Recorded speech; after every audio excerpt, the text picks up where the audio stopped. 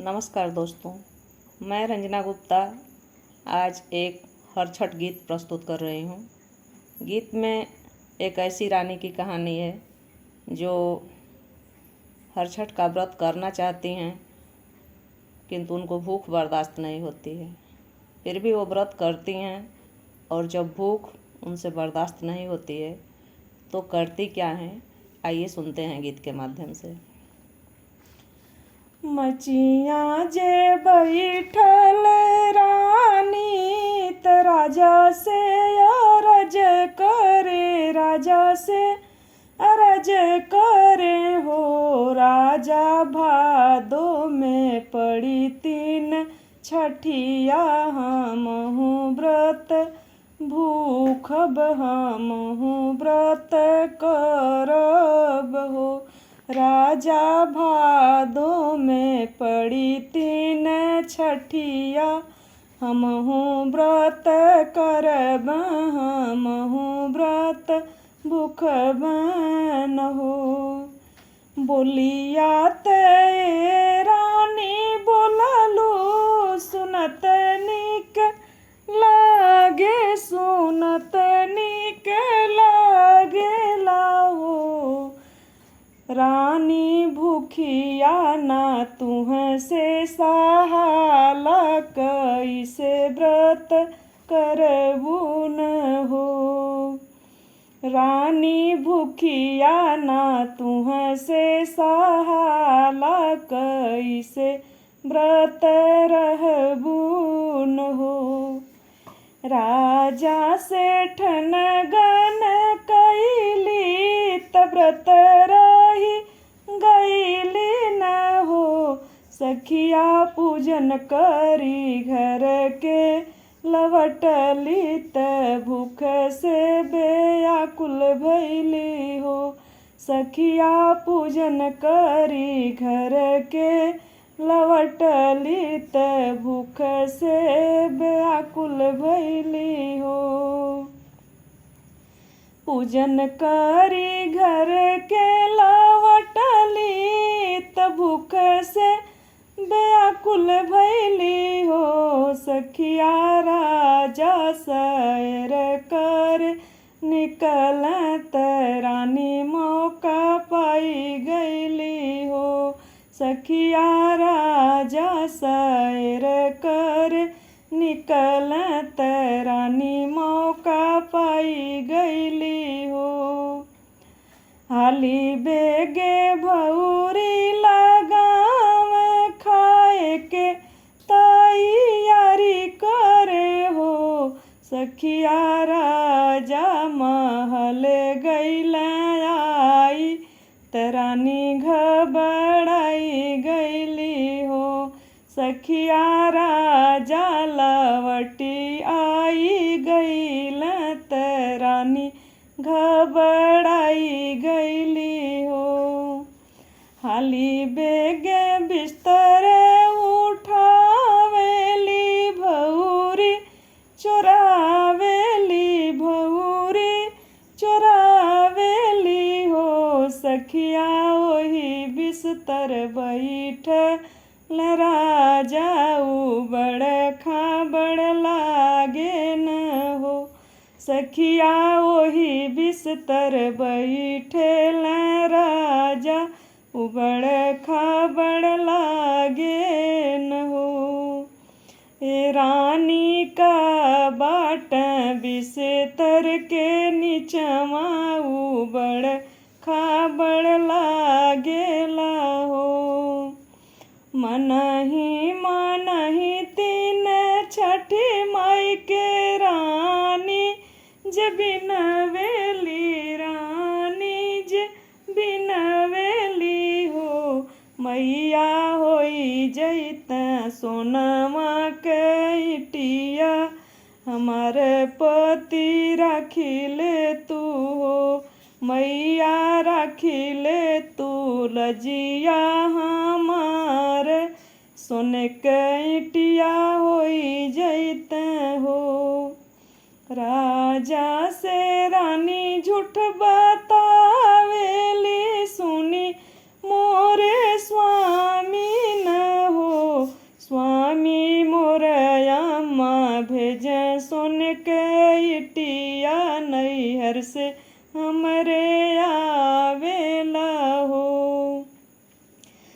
मामी मोरया माँ भेजे सोने कैटिया नैहर से हमरे आवेला हो।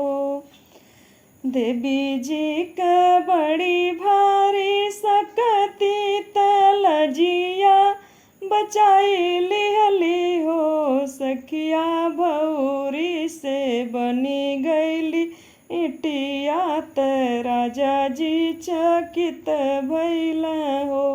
सखिया भौरी भैली सोनवन के इटिया त राजा जी चकित भइल हो। ससुरा में रहत बहुत दिन तुहरा के बीती गइल तुहरा जे बीती गइल हो। रानी आव चली तुहरे नाई हरमा मायर से भेंट करियाई हो। रानी आव चली तुहरे नाई हरमा मायर से भेंट करियाई हो। एक बन गईल दूसर बन अवरो तीसरे बने हो।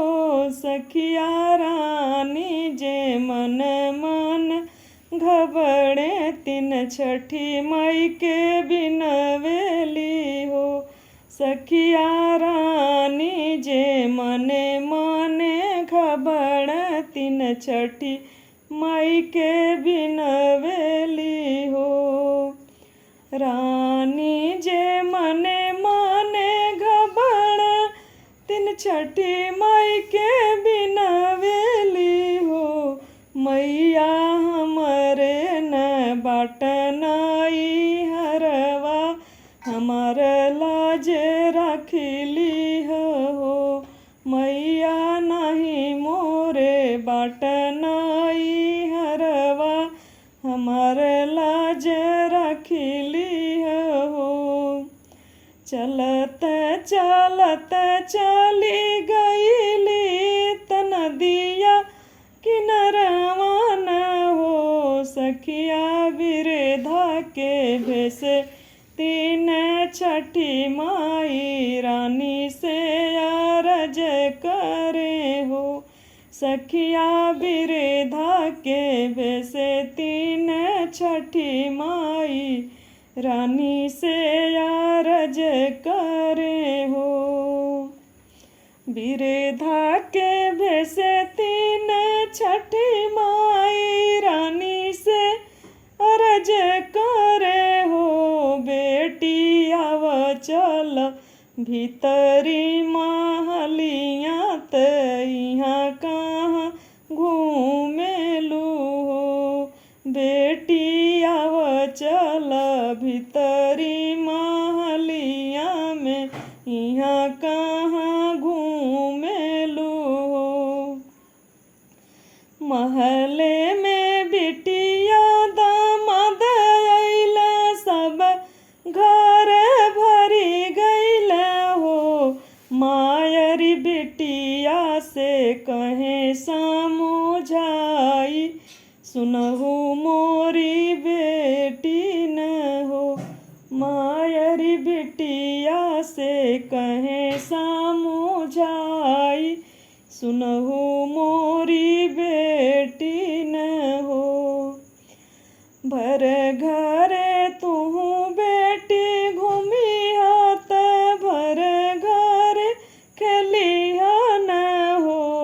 बेटी जनी तू ही छुईहा ना दोलवात इह मोर बात मनिह हो। बेटी जनी तू ही छुईहा ना दोलवात इह मोर बात मनिह हो। जब मैया गईली दुअरवा त मन में विचार उठे हो। बहिनी का बाट न दोलवा के नीचवा उठाई के नीचित वेली हो। मैया मैया का धैली न डोलवा के नीचवा उठाई के नीचित वेली हो। झट से न डोलवा उठवली त साप कोवा देखली त साप कोवा देखली न हो। रामा जब देखे साप के सपोलवा त रानी त डेराई गईली हो। रामा जब देखे साप के सपोलवा त रानी त डेराई गईली हो। जब देखे साप के सपोलवा त रानी डेराई गईली हो। सखिया हाली बेगे नदवा गिरावे त एक जन के पूछ कटे हो। सखिया झट से न डोलवा गिरवली त एक जन के पूछ कटे हो। कटी गईली जब उनकर पूछिया त बड़ा नाम परी गईला बड़ा नाम परी गईला हो। सखिया लड़ी के जे मिली के चिढ़ावे त मैया से जाई पूछे हो। सखिया लड़के सब मिली के चिढ़ावे मैया से जाई के पूछेल हो। जब सब लड़िकन चिढ़ावे मैया से जाई के पूछेल हो। मैया कैसे के पूछे मोर कटली त कैसे बड़ा हम भैली हम के बतावन हो। मैया कैसे के मोर पूछ कटी गईली कैसे मैं बड़ भैली हम के बतावन हो।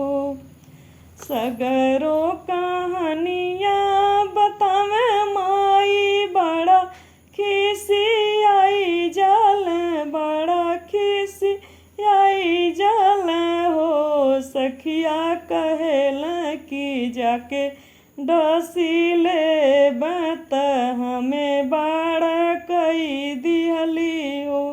सखिया कहेल कि जाई डसी ले त हमें बड़े कई दिहली हो।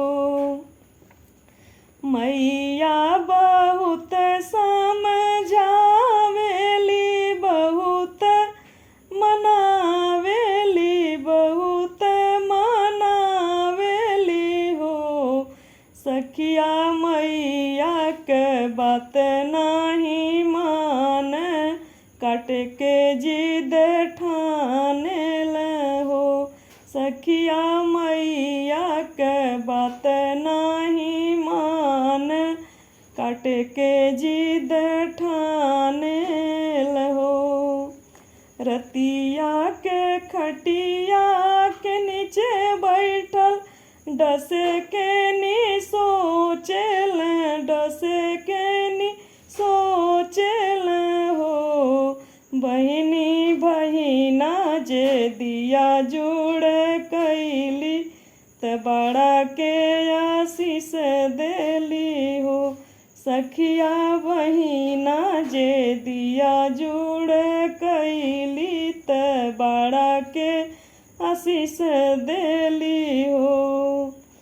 बहिना जे दिया जुड़ कैली त बड़ा के आशीष देली बड़ा के आशीष देली हो। मैया सुखी रखिया बड़वा बिरन मायावर मोर सोहगवा के हो। मैया कुशल रखिया बड़वा बीरनमा अमर मोर सोहगवा के हो। बाढ़ मोरा बड़वा बीरनवा अवर मोर सोहगवा अमर मोर सोहगवा न हो बाड़ा जब सुन बहिना आशीष देली मन में विचार करे हो सखिया बड़ा सुने बहिना आशीष देली मन में विचार करे हो एक दुई दिन बीत गईल बहिना रोज आशीष द बहिना रोज आशीष देली हो सखिया बड़ा के बदलल मनवा त घूमी के घरे अइल हो सखिया बड़ा के बदलल मिजवा त घूमी घरे चली अइल हो जैसे के रानी के लजिया तीन छठी मैया राखो तीन छठी मैया राखेलू हो मैया वैसे हो गवैया सुनवैया दोनों का लाज रखी है दोनों का रक्षा करी है न हो मैया वैसे हो गवैया सुन वैया दोनों का लाज रखी है दोनों का रक्षा करी है न हो। बोलिए हलखष्ठी महारानी की जय।